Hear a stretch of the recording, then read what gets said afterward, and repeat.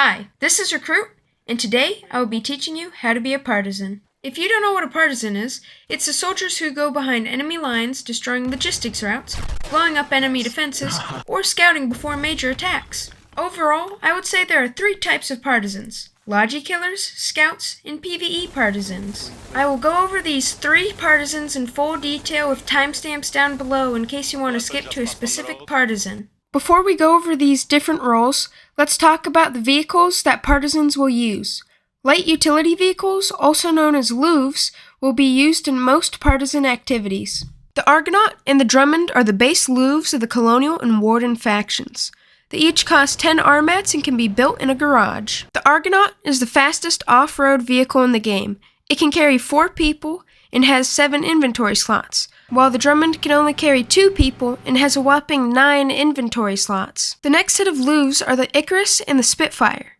Something you might notice about these LUVs is that they have guns. Both LUVs hold 3 people, but the Icarus has 8 inventory slots that can only hold RPGs for the rocket launcher on the back, and the Spitfire has 3 inventory slots, though one of them will most likely be used to carry ammo for the machine gun on the back. The Odyssey can hold 2 people and has 7 inventory slots.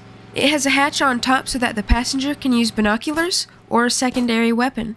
Also, all the LUVs except for the A-LUV gather intelligence within 60 meters of the LUV, which you can see on the map. And the last LUV on this list is the Amphibious Light Utility Vehicle, also known as the A-LUV. It can carry 4 people and has 7 inventory slots. The special thing about the A-LUV is that it can go on water.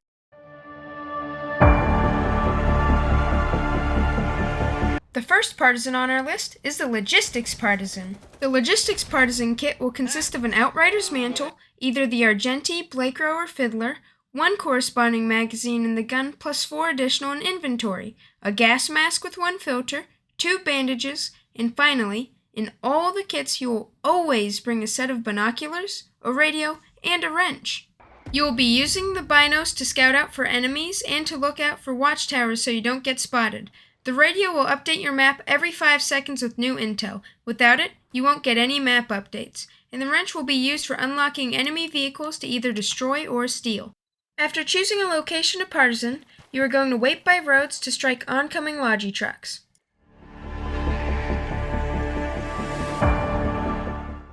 Make sure to use your binos to look for oncoming trucks. Also use cover when nearby roads. Try to hide in a bush or behind a tree stump. Just be sure to be in range of the trucks with your weapon. Try to hide from trucks coming from the front line as they won't have any supplies since they already dropped them off. Instead, you should attack trucks that are moving towards the front line as they will have fresh supplies. Be sure to dump all items that trucks have into bushes or places that won't be checked so they despawn. If you don't think you'll be able to hide the items, just hold Alt and left click on all the items in the truck to drop them onto the ground so they despawn. Just be sure to stop enemies from picking up all the items. If the situation allows for it and a truck has uncrated B-mats and a hammer in it, build a watchtower to see when trucks arrive at that road. Also build a couple pillboxes that you can use during gunfights. When a vehicle crosses the border, wait for its lights to turn on to attack, as when the lights are off, it is immune to all damage. Also, after destroying 1 or 2 Logi trucks, you should try to move to a different road so a quick reaction force won't find you.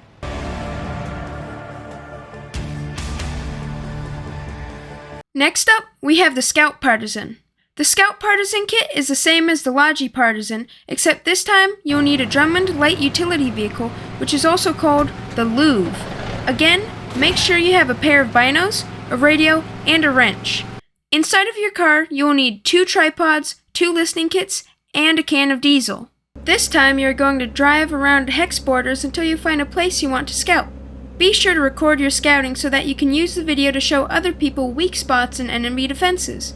You can join Warden Unity Hub or Sigil for sharing intelligence. You will be looking for observation towers and observation bunkers. Once you spot one with your binos, place a tripod and a listening kit within 80 meters of them. Check your map and after a few seconds you'll be able to see all enemy defenses within observation range. Make sure to take screenshots of the map while you see the enemy buildings. You can even do this with enemy watchtowers.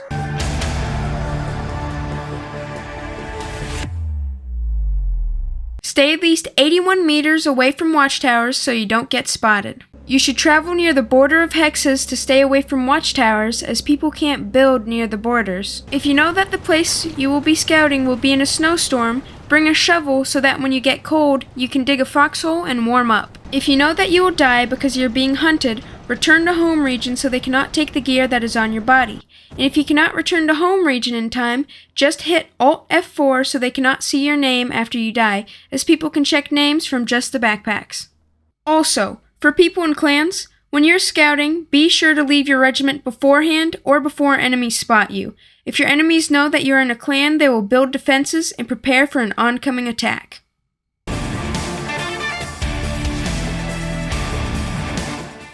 Now, it's time for the last partisan, but for this you will need at least a few people to play with because there are different roles that need to be filled and there are a couple kits that you are going to use. First up, we have your standard satchel kit.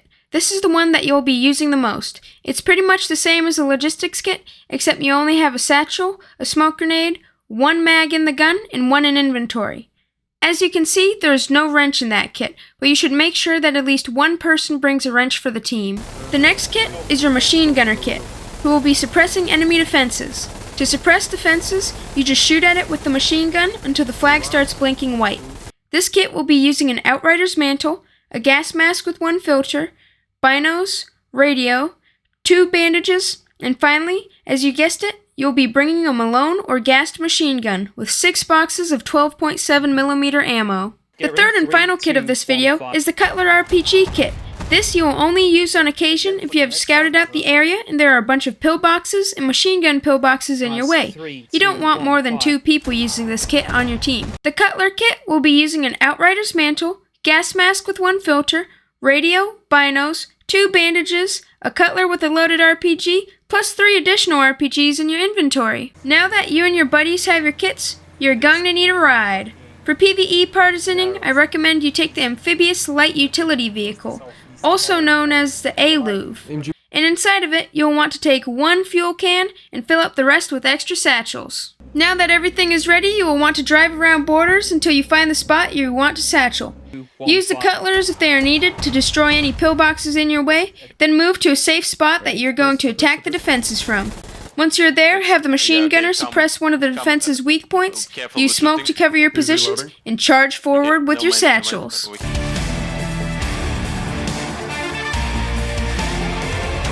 If you don't know how to use a satchel, let me give you a quick explanation, and if you do, you can just skip this part. Your satchel equips to your number 3 slot. If you press 3 when it is equipped, you pull out your satchel.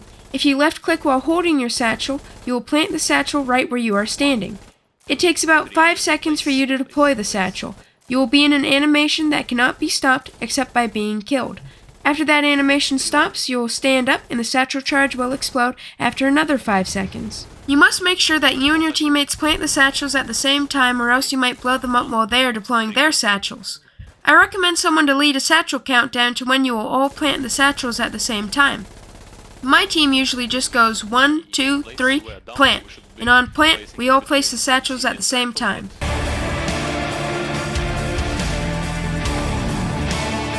Make sure that your machine gunner is firing at max range so they don't get killed by the defenses. Also, a satchel's explosion has a radius effect around it. In each direction, only its first target will receive damage. This includes players or any other objects standing between the satchel and the target.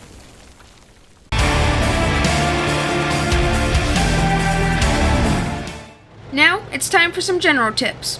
If you want to destroy an enemy vehicle quickly, just drive it into water or enemy defenses.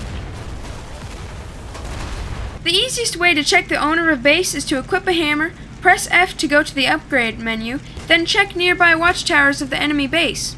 You can make stolen supplies disappear quickly by putting them on top of a drawbridge and opening it, putting them in a trench and demolishing it, or putting them in a foxhole and filling it up.